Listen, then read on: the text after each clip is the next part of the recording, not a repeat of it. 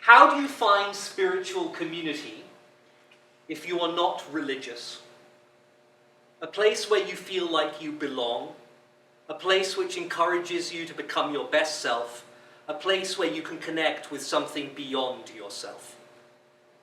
This is a question I've been grappling with almost my entire life, and which more and more people are grappling with now the United States is becoming much less religious. The question grabbed me early. When I was a child, I was a choir boy. So one morning every month, I woke up at an ungodly hour, I trekked to my high school's chapel, put on a cassock, which is a long woolen robe, sort of like a wizard or a Jedi might wear, sat in the uncomfortable pews, and sang. I am not and have never been religious, but I did learn from singing in those chapel services that there is something valuable in religion. I liked the warm sense of community, the feeling that people were there for each other.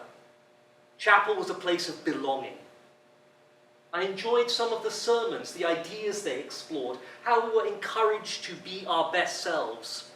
Chapel was a place of becoming. I even liked the incense, the musty, sweet scent of it, marking this place out as special, somewhere to connect with something beyond ourselves. Chapel was a place of connection with the beyond, belonging, becoming beyond. As a kid, I wanted those things, but I wasn't sure how to find them as a non-religious person. I certainly couldn't fully participate in those chapel services because I wasn't Christian and hadn't been confirmed. I couldn't take communion. So at that point in the service, when most of the choir went up to the rail to receive their wafer, their wine, or their blessing, I stayed behind in the pews with the Jewish kids and the other atheists like me. But I wanted belonging, becoming, and beyond so much that one morning I decided I would give it a go. You know, what's the worst that could happen, right? So one morning this convinced atheist went to receive God's blessing.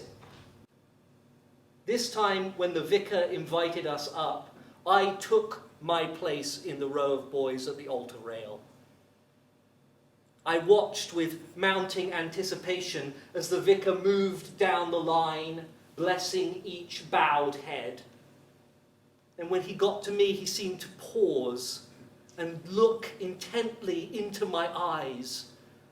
Then he placed both hands upon my head and intoned the magic words, "The blessing of God Almighty and of Jesus Christ be upon you." And as he spoke, he pushed down on my head, pressing it towards the floor, almost as if he was trying to squeeze God into me. It was an aggressive blessing. It didn't take. This is not that kind of story. But I'll never forget, even to this day, how much I wanted a sense of belonging, a place which encouraged me to become my best self, a place to connect with something beyond myself, belonging, becoming beyond. That phrase comes from the Sacred Design Lab, a research lab which is dedicated to understanding 21st century spiritual well-being. And it's become sort of a talisman for me, which guides me in my work as clergy for the Ethical Society of St. Louis, a non-theistic congregation, sort of a church without God. And it's an important phrase, I think, because our 21st century society faces crises in each of these areas, crises of belonging, crises of becoming, crises related to our connection with the beyond. First, the crisis of belonging. We are more connected than ever before, yet we are lonelier than we have ever been. That seems like a paradox, but I think if we're honest with ourselves, many of us will realize it is true. I'll speak for myself.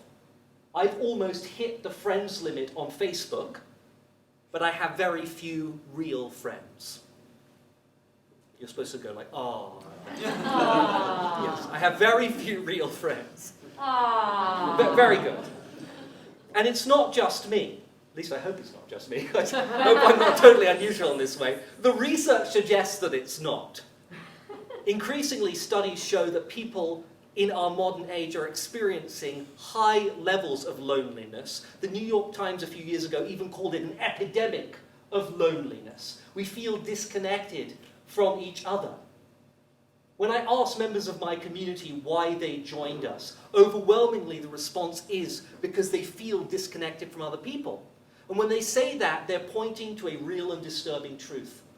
That despite living in a large city with every modern convenience, they cannot find community. But we need it. We yearn to belong.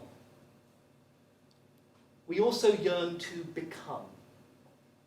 Our desire to grow, to learn, to be more is part of what makes us human.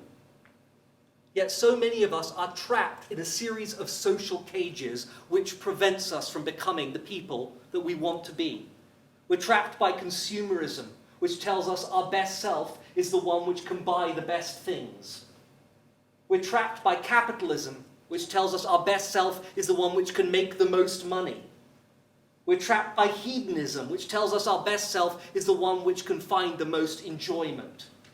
And I'm trapped by all these things too. I mean, one look at my bank account will tell you that I am as consumerist as the next guy, and probably a lot more. I cannot resist new video games.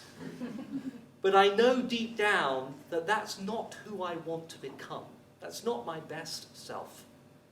I know that my best self is defined not by what I consume, by what I earn, even by what I enjoy, but by what I contribute. I want to become the sort of person who contributes as much as I can to my community and to the world. And yet I find it difficult to do that. And again, the studies show that I'm not alone. A Gallup poll recently showed that levels of life satisfaction in the United States are the lowest they have ever been on record. We are not living the lives we want to live. We're not becoming the people we want to be. And that's the crisis of becoming. Finally, the crisis of the beyond. That sounds like a Marvel movie title. Doctor Strange and the Crisis of the Beyond. I have the accent for that, don't I? Well, what do I mean by that? Well, traditionally, in religions at least, beyond would mean our connection with the divine, with God. And if that works for you, I say fantastic. You should join a congregation. It would probably make your life a lot better. But it doesn't work for increasing numbers of Americans. In fact, right now, the fastest growing religious group in the United States is the nuns. That's N-O-N-E-S, right? We're not all joining convents, we're leaving religion entirely. So what does it mean for those of us who are not religious to connect with the beyond? Well, it can mean many things. It can mean our connection with the environment, with nature. It can mean our connection with a culture or a community. For me, as a clergy person and activist, it means my connection with the ongoing project of human civilization to make a world that's more just and more free. But whatever connecting to the beyond means to you, whatever bigger picture you want to be part of, the research shows that it's important to connect to something. Right now, people are experiencing increasing levels of mental health problems, including depression, feelings of hopelessness, even suicidality, particularly young people. And one of the main reasons is that people feel their lives are meaningless. There's no bigger picture that their lives are connecting to, no story that we're all a part of. And that's the crisis of the beyond.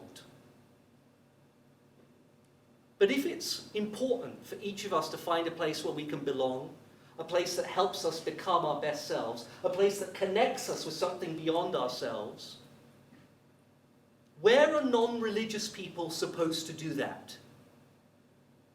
Where is our chapel? My solution is simple. We need non-religious congregations. We need institutions which provide all the benefits of a traditional religious congregation, just without the religion. We need synagogues without scriptures, mosques without messiahs, churches without God. Now I know what you're thinking. James, you lead such a congregation. Of course you think we should all join one. And I accept this is a very self-serving message. But it is not only that. The crises I have outlined are real and disturbing. People are feeling more disconnected, dissatisfied, and disillusioned. And to combat that, we need to create communities of belonging, becoming, and connection with the beyond. If you had told that young choir boy I once was that today I would be leading such a community, I would not have believed you. I couldn't imagine then that there could be communities of belonging, becoming, and beyond for people who were non-religious like me. But since I've discovered that they exist, it has become my life's work to create more of them. And it is also my idea worth sharing. Thank you very much.